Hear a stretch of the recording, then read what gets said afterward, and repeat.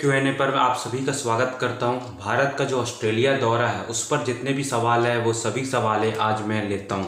पहला सवाल है, यश चंदेल हैं, वो पूछ रहे हैं who going to play at fourth position of Virat in his absence, KL Rahul और शुभमन गिल। देखिए, इसमें मेरा मानना है कि केएल राहुल को ज़्यादा चांस मिलेगा शुभमन गिल के ऊपर, क्योंकि अगर आपको पता है कि एडिलेड टेस्ट मैच के बाद विराट कोहली आपको खेलते नज़र नहीं आएंगे, तो उस जगह पे मुझे लगता है कि केएल राहुल ज़्यादा फिट हो सकते हैं। और क्योंकि केएल राहुल, क्योंकि आप ये भी देखिए कि ऊपर आप देखिए ओपनिंग में रोहित शर्मा के साथ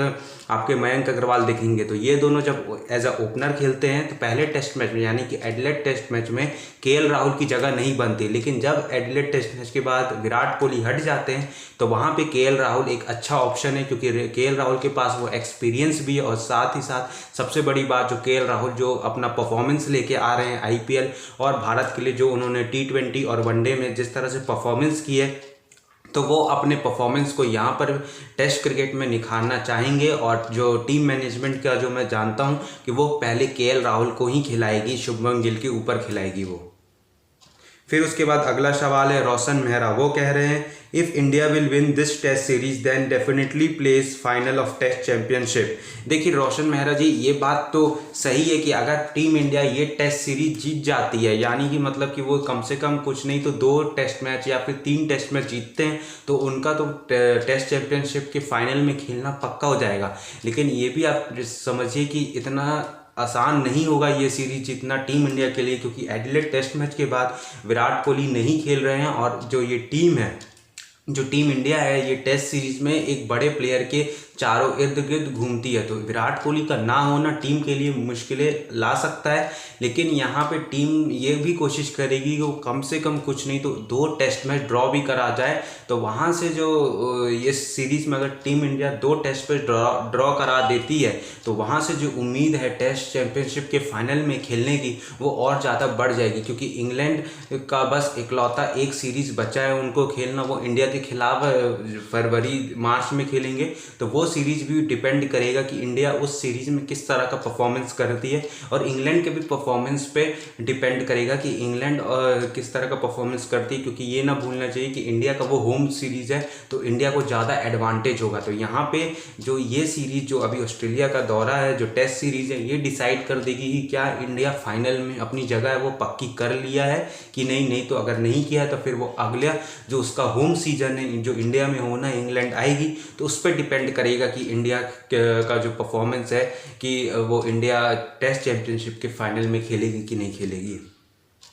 उसके बाद दास हैं, वो कह रहे हैं really tough time for Riddhiman Saha, not the first time between, just hope he can play all the matches. देखिए, पहले तो मैं रिद्धिमान साहा की फिटनेस के बारे में बात करता हूँ। उन्होंने ज़्यादा मैचेस कहाँ खेले थे, सनराइजर्स हैदराबाद के लिए ज़्यादा वो 3 से 4 मैचेस खेले, और फिर उसके बाद वो जिस तरह से दोनों हैमस्ट्रिंग जो जिस तरह से गई, वो डाउट करता है कि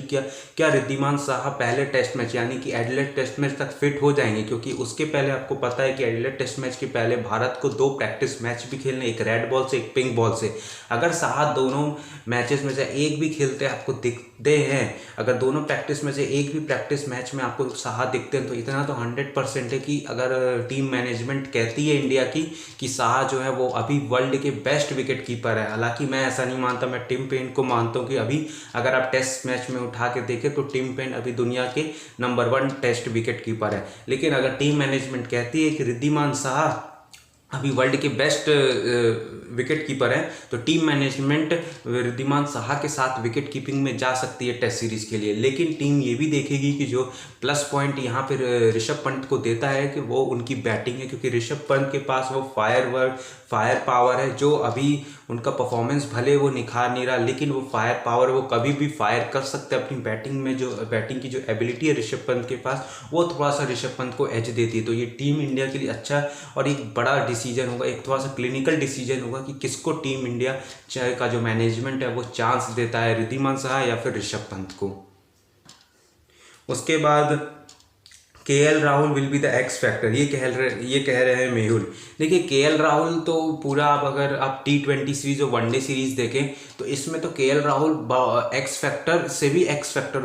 उनको साबित होना पड़ेगा, क्योंकि आप ये भी ना भूलें कि रोहित शर्मा आपको T20 और वनडे खेलते नज़र नहीं आएंगे, और ऊपर से अभी जो T20 और वनडे की जो वाइस कैप्टनसी है वो केएल राहुल के हाथ में। तो केएल राहुल पर ये परफॉर्मेंस का जो होगा, एक भार होता है, एक प्रेशर होता है, वो तो रहेगा कि उनको एक परफॉर्मेंस करके देनी है अपनी टीम के लिए। लेकिन केएल राहुल का जिस तरह से अभी परफॉर्मेंस चल रहा है, जिस तरह से उन्होंने T20 वनडेज और फिर अभी आईपीएल में परफॉर्मेंस किया है, तो वो केएल राहुल को एक कॉन्फिडेंस भी देता है और उसी को वो कंटिन्यू कर सकते हैं। लेकिन केएल राहुल को ये समझना होगा कि वहाँ की जो पिछले 1.5 साल 2 साल पहले जो केएल राहुल के साथ जो दिक्कतें हो रही थी, जो उनके जो वो राइट वाला पैर है जो कैची बन जाता है, वहाँ पे बैट और पैड के बीच जो गैप बन जाता है, वहाँ पे वो दिक्कतें पैदा होती हैं, क्या उससे वो उबर चुके हैं? क्योंकि वो प्रैक्टिस मैच अभी जो 4-डे गेम है इंडिया का वो भी नहीं खेल रहे हैं, अभी तक उतना खेले नहीं, तो क्या वहाँ पे वो निखर जाते हैं? क्या वो वहाँ पे उनकी जो परफॉर्मेंस निखार के आती है? तो ये देखना बहुत ज़रूरी है। रवि मेहता है, वो कह रहे हैं why they can't perform covid test for those players who are in Adelaide and allow them to play in first ODI। देखिए इतना आसान नहीं होता, क्योंकि एडिलेड में अभी जितने भी ऑस्ट्रेलिया के 2-3 प्रमुख क्रिकेटर्स हैं जो अभी T20 और ODI टीम के लिए सिलेक्ट हो चुके हैं, लेकिन वो वहाँ आइसोलेशन में, और यहाँ तक कि टीम पेन जो कैप्टन है वो भी अभी आइसोलेशन में चले गए हैं एडिलेड में, क्योंकि एडिलेड में जिस तरह से अभी केसेस आए हैं कोरोना के, क्योंकि अभी टीम इंडिया जो है वो सिडनी के सबर्ब्स में रुकी है, वहाँ पे उतने ज़्यादा केसेस नहीं है। लेकिन एडिलेड की बात करें तो वहाँ पे आपको पहले टेस्ट मैच जो डे नाइट टेस्ट मैच होना है, उसमें पहले हम बात कर रहे थे कि क्राउड को 25% से 75% तक क्राउड भी बैठ सकता है, लेकिन अब वो मुश्किल लग रहा है। और इसी में जो क्रिकेट ऑस्ट्रेलिया वो डिसाइड करेगी क्या क्राउड को बैठाना सही होगा कि नहीं। लेकिन अभी मेरा मानना है, अभी और जितना अनुमान है, कि क्रिकेट ऑस्ट्रेलिया ये डिसाइड कर चुकी है कि Adelaide test with no crowd खेला जाएगा, मतलब एक भी क्राउड आपको दिखेगा नहीं एडिलेड में, और ये सही होगा। और ये भी आज जो अभी पेपर में आया है आज, कि शायद वो जो एडिलेड टेस्ट मैच है, शायद उसका जो वो है वेन्यू है वो शिफ्ट कर दिया जाए SCG यानी सिडनी क्रिकेट ग्राउंड में, जिससे कि जो इफेक्ट ना डे नाइट टेस्ट है वो इफेक्ट ना हो, और जो डे नाइट टेस्ट मैच है वो सिडनी क्रिकेट ग्राउंड में खेला जाए। उसके बाद है DK यादव, ये कह रहे हैं कि रवि शास्त्री कब रिटायर होंगे कोच पद से। देखिए DK यादव जी, मेरा मानना है कि रवि शास्त्री को जो टीम में BCCI है या फिर जो कैप्टन विराट कोहली हैं, वो कम से कम चाह रहे हैं कि जो अगले साल का T20 वर्ल्ड कप जो अक्टूबर-नवंबर में भारत में होना है, तब तक के लिए रवि शास्त्री को कोच बने रहना देना चाहिए, क्योंकि उतना ज़्यादा फेरबदल आप टीम में नहीं कर सकते। अगर आप करिएगा तो वो एक कोच के लिए भी एक मोरल डाउन करता है, साथ ही जो साथी प्लेयर्स हैं जो सबसे जो, क्योंकि आप ये कुछ भी कहिए, कोच कैप्टन और साथी प्लेयर्स वही आपस में एक साथ एकजुट होकर रहते, और उनके बीच भी जो है एक थोड़ा सा गैप हो जाएगा, तो वो नहीं चाहती टीम इंडिया, और कोई बाहर से भी नहीं चाहता। वो BCCI ये चीज़ समझती है, सौरव गांगुली की जो मैनेजमेंट है BCCI में वो समझती है ये चीज़, इसलिए वो नहीं चाहेंगे कि अभी रवि शास्त्री पे ज़्यादा प्रेशर बनाया जाए। अभी वो एक एक करके, अभी जैसे ऑस्ट्रेलियन टूर है, फिर वो एक एक, फिर इंग्लैंड का होम सीरीज है, फिर IPL है, तो वो एक एक करके वो आगे बढ़ रहे, एक एक स्टेप एक बार में ले रहे हैं। तो यहीं पे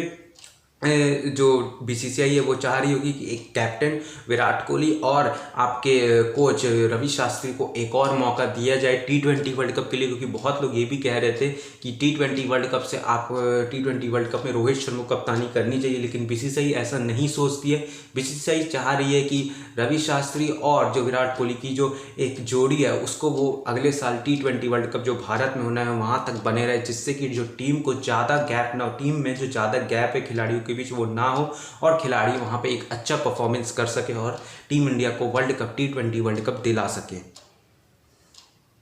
उसके बाद अगला सवाल है मनजोत सिंह का, वो कह रहे हैं सिडनी में हालात अच्छे हैं तो लिमिटेड ओवर सीरीज में एटलीस्ट 25% क्राउड तो हो। देखिए ये जो क्राउड वाली बात है, मैं एक चीज़ आपको क्लियर कर दूं कि ये जो क्राउड वाली जो बातें चली ये टेस्ट सीरीज़ के लिए चल रही है। जो आपका जो T20 और ODI जो फॉर्मेट है ये जो अभी 27 नवंबर से लेके 8 दिसंबर तक चलना है, इसमें विथ नो क्राउड, मतलब एक भी क्राउड यहाँ पे मैचेस देखने नहीं आएगा। जो क्राउड की बातें जो चल रही हैं वो टेस्ट सीरीज़ के लिए चल रही है कि 25 से 75% तक के क्राउड आपको मैचेस में अलाउड होंगे। ये टेस्ट सीरीज़ की बात है। अब बात अभी जो रिसेंट जो अभी खबरें आ रही हैं उसके मुताबिक आपको एडिलेड टेस्ट मैच में भी आपको क्राउड ना दिखे, ऐसा हो सकता है, क्योंकि एडिलेड में जिस तरह से कोरोना केस का जो फेज़ है फिर से वो आ गया है। और कोरोना के बीच में ये भी हो सकता है कि एडिलेड से जो वेन्यू है, जैसे कि मैंने अभी थोड़ी देर पहले बताया कि एडिलेड से वेन्यू आपका सिडनी भी शिफ्ट हो सकता है। तो जितनी भी अभी अपडेट्स आएगी तो वो मैं और जल्दी आपको बता दूंगा। इसलिए मैं बार बार बोलता हूँ कि क्रिकेट क्यूएनए को जल्दी से सब्सक्राइब कर देना, क्योंकि हर अपडेट मैं यहाँ पर बताते रहता हूँ।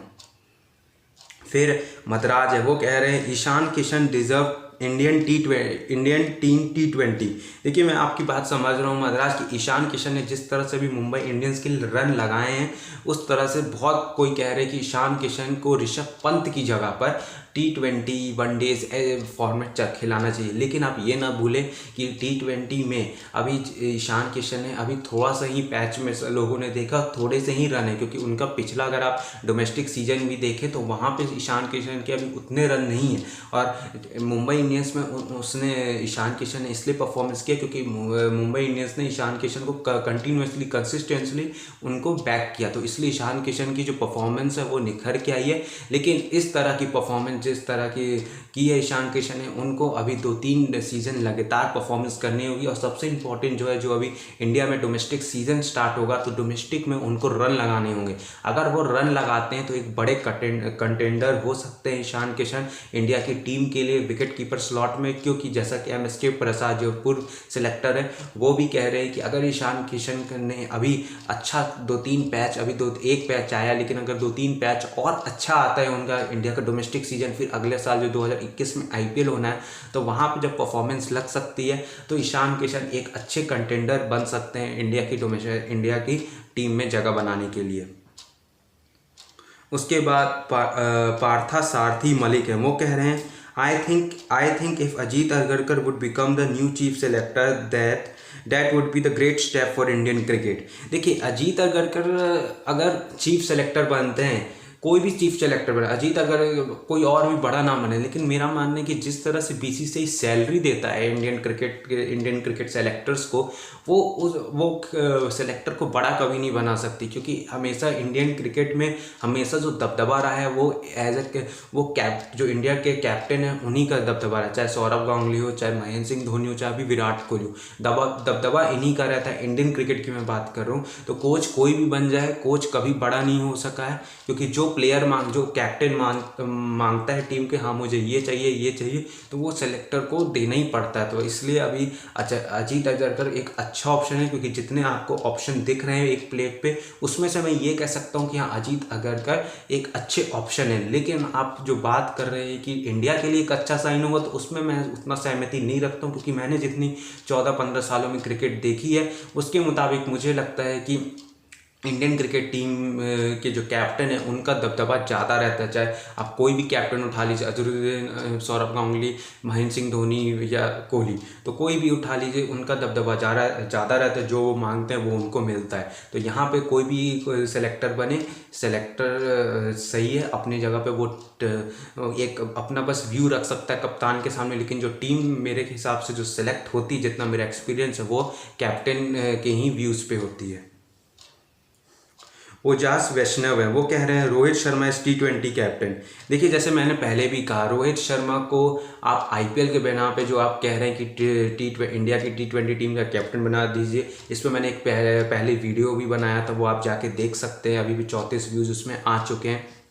तो आप देखिए, वो जो आप कह रहे हैं कि रोहित को IPL के बना पे T20 कैप्टन बना दे, ये आप इतनी जल्दबाजी ना करिए, क्योंकि मैंने वहाँ पे वो वीडियो में मैंने दोनों का फ़र्क बताया था कि आप IPL में कप्तानी किस तरह की होती है और एक इंडिया की कप्तानी किस तरह की होती है। अब अभी मेरे को लगता है कि विराट कोहली को एक और मौका देना चाहिए, और वो सही भी है, क्योंकि अब विराट कोहली का भी मोराल डाउन नहीं कर सकते। जब विराट कोहली को इतना बड़ा फैंडम हमें इंडियंस फैन ने बनाया है, तो आप एक विराट कोहली को एक और चांस दें, वो अगले साल T20 वर्ल्ड कप में देखें कि वो क्या कर सकते हैं, कि मतलब कहाँ तक टीम जीत सकती है कि नहीं जीत सकती है। अगर वो जीतती है तब ठीक है, नहीं जीतती है तब आप BCCI जो है वो कॉल ले सकता है। रही बात टेस्ट क्रिकेट की, तो विराट कोहली अभी तक इंडिया ने जितने भी टेस्ट क्रिकेट कैप्टन प्रोड्यूस किए हैं उसमें से बेस्ट हैं, तो अभी वो विराट को टेस्ट कैप्टन रहने दें, क्योंकि टेस्ट वैसे अगर आप एक फॉर्मेट के आधार पर अगर किसी खिलाड़ी का मोरल डाउन करेंगे तो वो खिलाड़ी का जो दूसरे फॉर्मेट में जो प्रदर्शन है वो